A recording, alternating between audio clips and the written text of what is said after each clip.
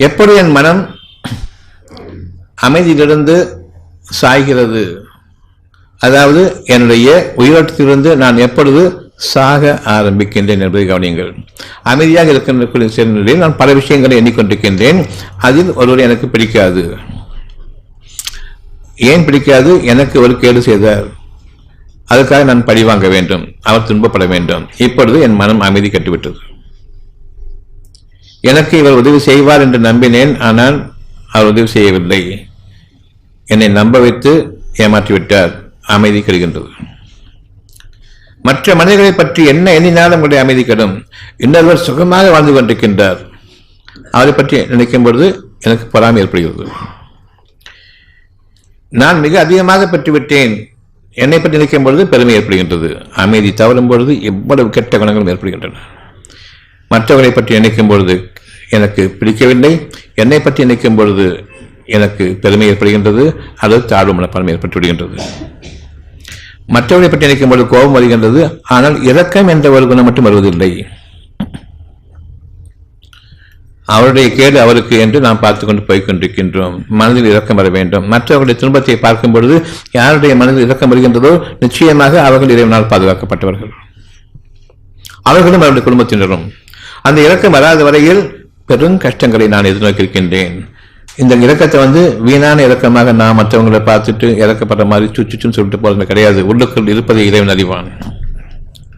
என் வாழ்க்கை நல்லா போய்கிட்டு இருக்குதா இல்லையாங்கிறதுக்கு ஒரே அடையாளம், நான் மரணித்து விட்டேன்னா உயிரோடு இருக்கிற பொறுத்து தான் இருக்குது.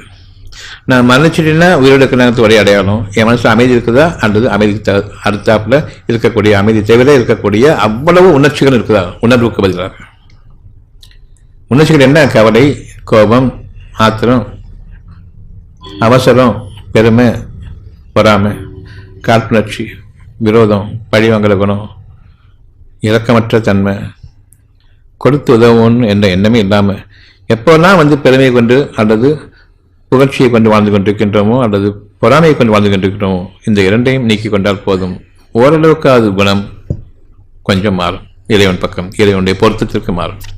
அந்த வகையில் நாம் வாழ்ந்து பழக வேண்டும். இன்று என்னுடைய சுகம் உருவாக வேண்டும், அதாவது அமைதி உருவாக வேண்டும்.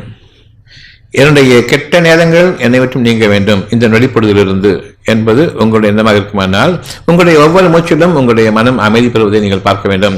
அமைதி அடையாத வரையில் என்னுடைய துக்கமான துயரமான ஒரு சூழ்நிலையை நான் முன்னோக்கி சென்று கொண்டிருக்கின்றேன் என்பதை தேவை வேறு பொருள் கிடையாது. அமைதி அளிப்பவனே என்று இறைவனை நீங்கள் அடையுங்கள். அமைதி வேண்டும் என்று விரும்புங்கள் பணிவோடு. அப்படியானால் என்னுடைய பெருமையை நான் நீக்கிக்கொள்ள வேண்டும். மனிதர்களிடம் நான் வரும்பொழுது என்னுடைய பெருமையை நான் நீக்கிக்கொண்டாக வேண்டும்.